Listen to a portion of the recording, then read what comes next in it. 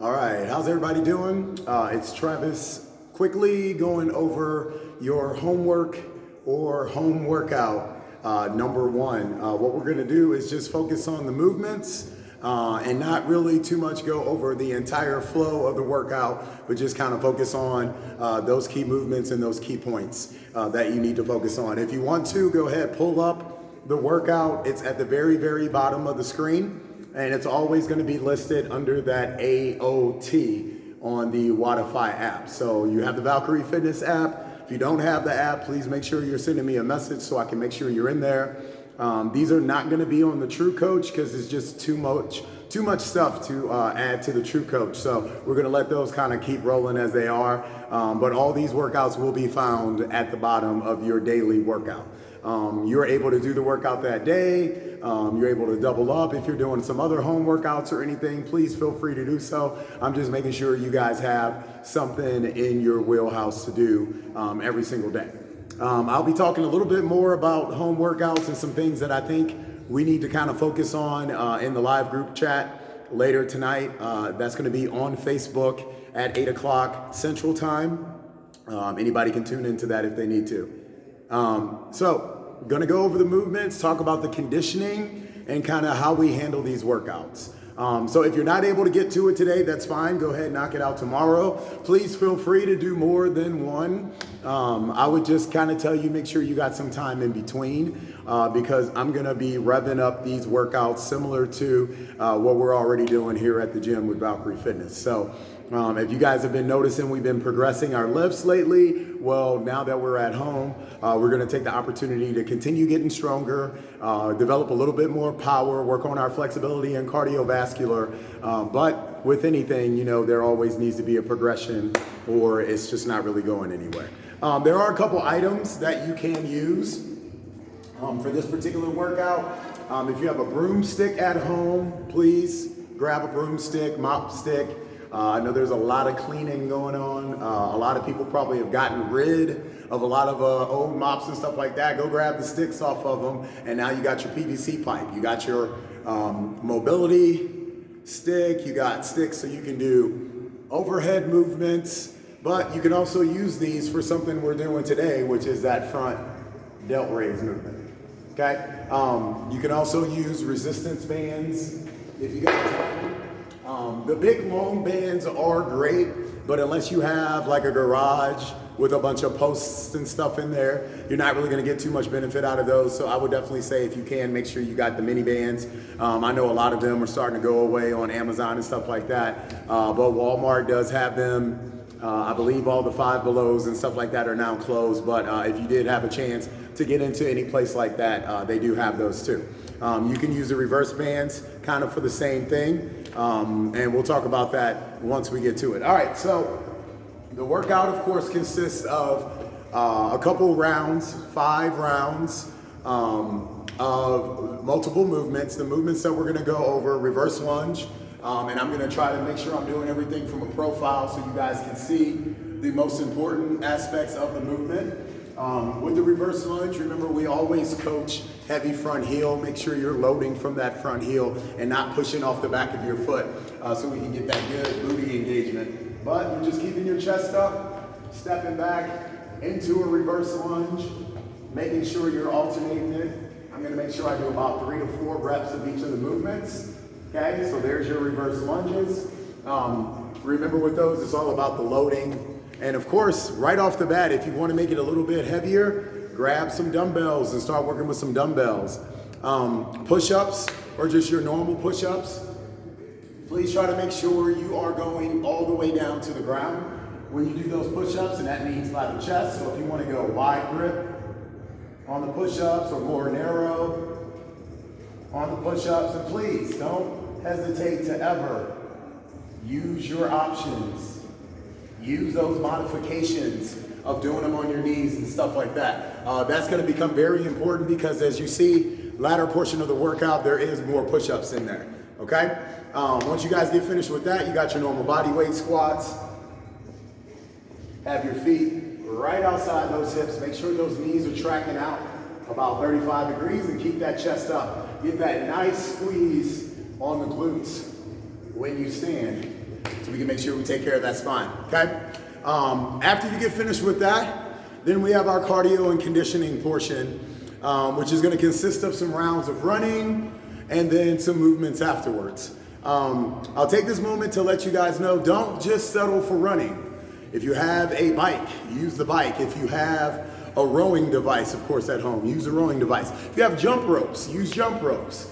Anything that keeps the heart rate up is what you're looking to satisfy with this cardiovascular portion.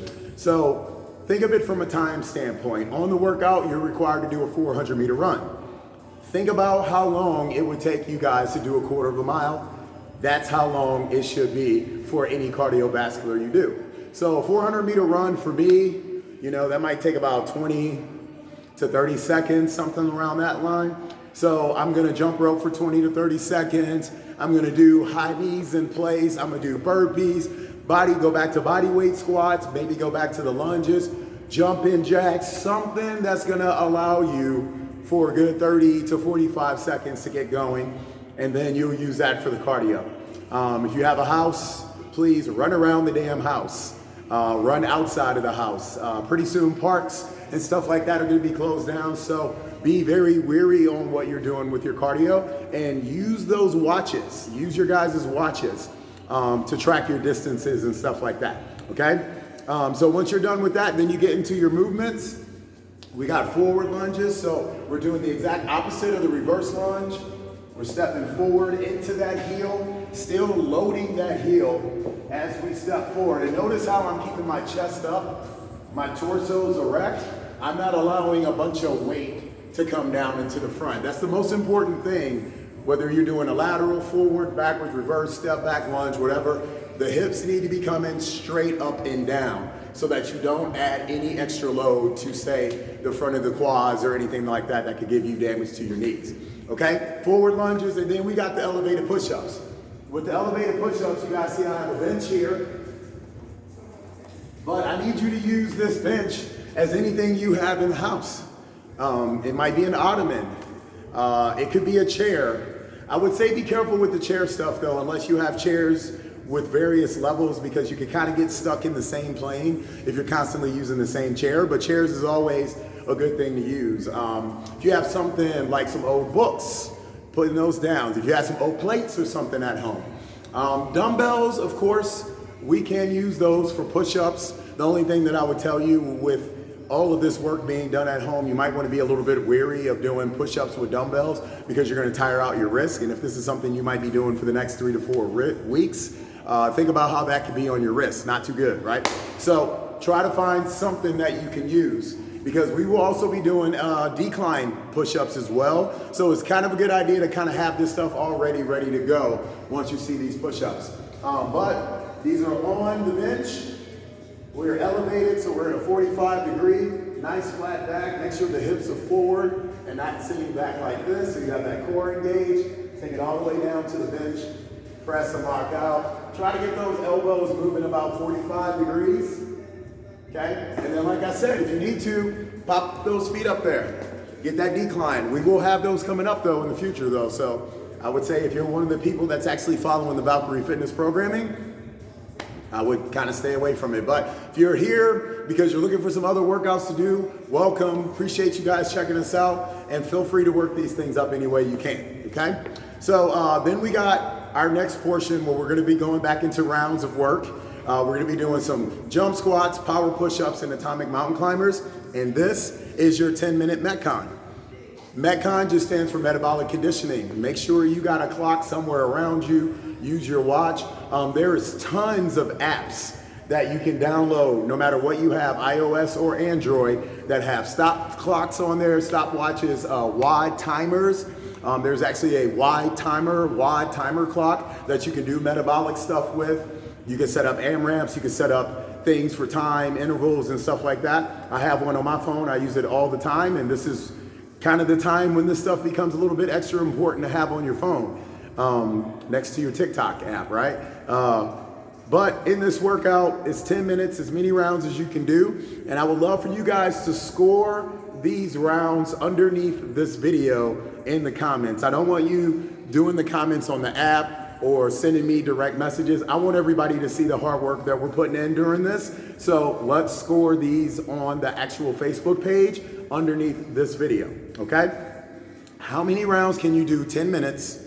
Jump squats, power push-ups, atomic mountain climbers, okay? So, jump squats, you wanna think like your normal squats, but think power coming out of the bottom. A lot of the times I see people doing jump squats, they're just kind of jumping as they're squatting. You're not actually seeing them hit that depth and come out of the depth with the jump squat, okay? You should be powering out of the hole when you're doing that jump squat. It's a power-based movement. It's plyometrics. The only way you're gonna be able to engage that power is if you're loading up those hamstrings from the back. Then we got the power push-ups, which are also power, okay? Feel free to use the bench on these if you want to as well, or take it to the ground. Use your options of being on the knees if you need to, but these are our push-ups where we jump. So you hit your push-up, and then you jump with those hands. Push-up, jump with those hands. For those that wanna get a little bit more creative, you can do certain things like adding the claps, anything like that to get you going.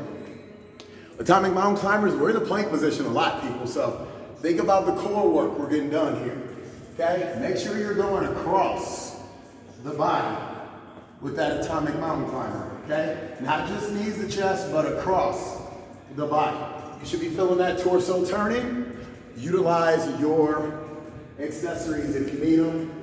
For those of you who cannot get down on the ground. These are workouts that anybody can do. Just make sure you have the right stuff around you, and you don't need to buy anything. As you can see, maybe a band, but don't hesitate to use towels, things like that around the house to kind of create resistance. I'll be showing you guys a couple ways that you can do stuff like that here in the near future, okay? We cool it down, 4 movements, 30 seconds each movement. We got our normal quad stretch, bringing that heel to the glute. Try to get 30 seconds of that on each side. Our crossbody, static crossbody stretch, so get that bicep to the chin. Make sure you guys are breathing here. Your heart rate should be up after this workout. Okay? The hurdler stretch, I know a lot of you guys are like, what the hell is that thing again? Take it all the way down to the ground. Heel into the thigh, reach for that big toe. Okay, remember, if you want to Valkyrie fitness it up a little bit, add a little PT to take care of that low back and those erectors. Bring that elbow inside of your thigh. Come over your head. Get that stretch on those erectors in the back. A lot of you guys have been doing a lot of running the past couple weeks, and you're going to keep up your running, so these are the stretches you need to have in your wheelhouse that you should be doing every day, because I know those hips are going to be definitely tight. Okay, make sure you hit that hurdler stretch. Hit that other side if you need to. Last but not least is that figure 4 stretch, one of my favorite stretches.